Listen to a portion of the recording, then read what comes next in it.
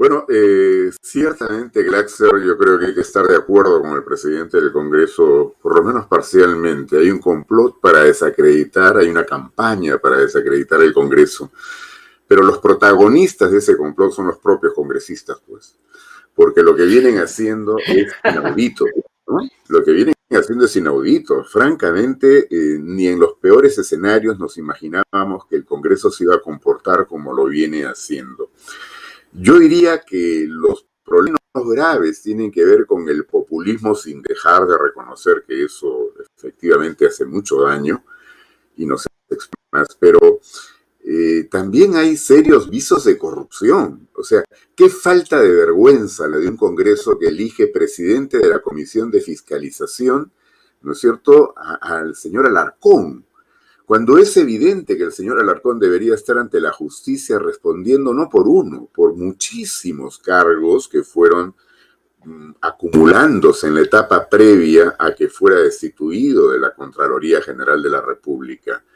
¿Qué hace este personaje con la gran cantidad de recursos que maneja, no es cierto?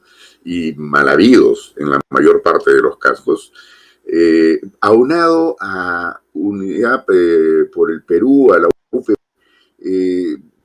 Fíjense la tremenda contradicción. El señor Antauro Humala dice que va a colgar de un poste a todos los corruptos, pero no tiene ningún incorporar a su agrupación, que no es cierto, a la alianza que lo llevó a participar en estas elecciones, a este señor Alarcón.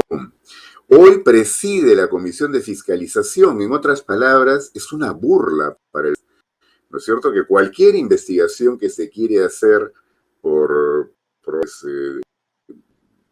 malas conductas o por lo menos por denuncias, como por ejemplo la que se ha hecho hace poco respecto a la contratación de este señor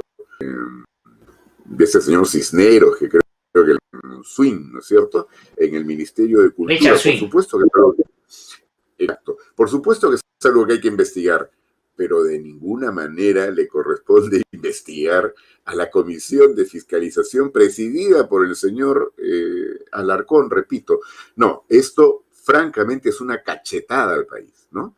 Y de hecho, ¿cómo se puede decir que ya algo que debería haber sido motivo de más bien una reducción, un recorte de gastos, porque ha habido excesos, como sabemos en el Congreso anterior también, lejos de ir hacia esa medida, lo que deciden en épocas de pandemia, cuando casi no se pueden reunir, cuando casi no hay manera de que puedan utilizar a ese personal, lo incrementan, ¿no? No, francamente creo que el Congreso está muy mal y tengo la impresión que debería haber una reacción a su interior. Yo todavía confío en que haya gente rescatable dentro del Congreso que se preocupe por hacer lo que deberían hacer en lugar de estar asumiendo las y los temas que priorizan en función de cuántos votos podrán sacar el 2021, deberían preocuparse de llevar adelante mínimamente lo que se pueda por reforma política. Ahora, lo dramático, junto con la descripción que usted ha hecho y que coincido plenamente, es que este Congreso se eligió para reemplazar uno que era, por supuesto, y la gente había ya abiertamente desestimado, ¿no es cierto?, como representación nacional. ¿Dónde está el problema? Porque, digamos, hoy día la gente no se puede quejar tanto, habida cuenta tuvo la posibilidad de sustantivamente mejorar esa representación.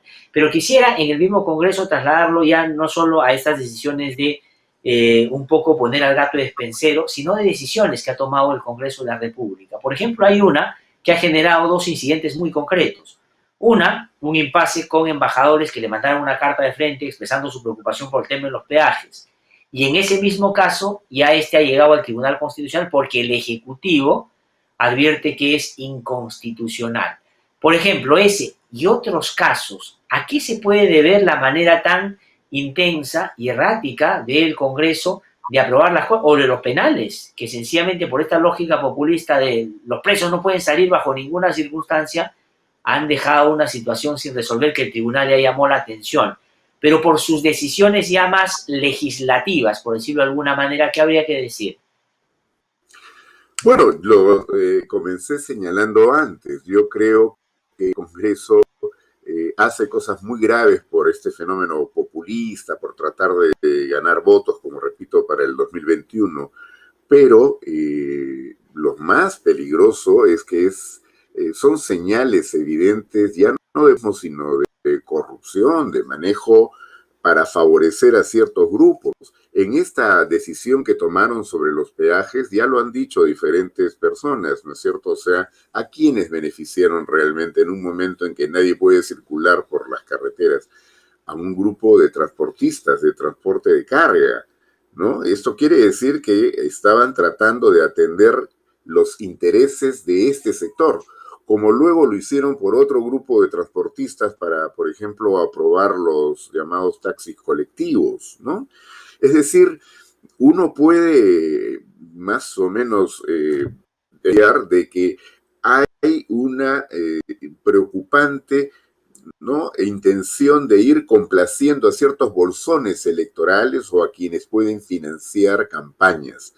Creo que esto es gravísimo y, como repito, el que hayan elegido determinada gente para algunos cargos, en cambio postergando por completo el trabajo de ética, que hasta ahora creo que hay varios partidos que ni siquiera han acreditado representantes para esa comisión y por tanto ahí todo hablándose, nos hace ver de que estamos en una situación que creíamos ojalá pudiera haber sido superada con este nuevo Congreso, pero que parece repetir varios de los patrones anteriores.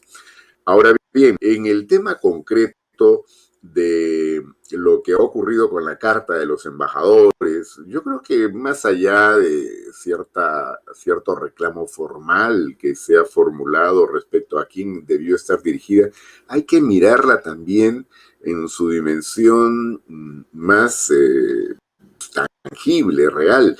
Estos países no son países que estén en una situación de desencuentro con el Perú, por el contrario, somos socios en varios aspectos, con algunos de ellos, por ejemplo, en la propia Alianza del Pacífico. Y tengo la impresión de que si los embajadores, y por supuesto lo han hecho en consulta con sus cancillerías, tomaron la decisión de enviar esta carta como una voz de alarma para decirle a este Congreso, oigan, no expongan al Perú, porque finalmente ellos saben perfectamente que el gobierno estaba totalmente en contra, de tanto que el gobierno ha promovido, ¿no es cierto?, que se pueda ventilar este asunto constitucional. Vamos a ver, ojalá que allí se pueda bien esta cuestión de fondo, pero lo que hay es que este Congreso ha llegado a un punto en el cual ya extraña a propios, o sea, está tratando de generar situaciones en las cuales prácticamente nadie, salvo ellos mismos, se pueden entender. Y ha llegado el momento de decir basta, no ponerlos a ellos como las víctimas. Las víctimas, o la víctima en todo caso, es el país. Somos los peruanos y peruanas que al final tendremos que pagar probablemente las decisiones tan absurdas.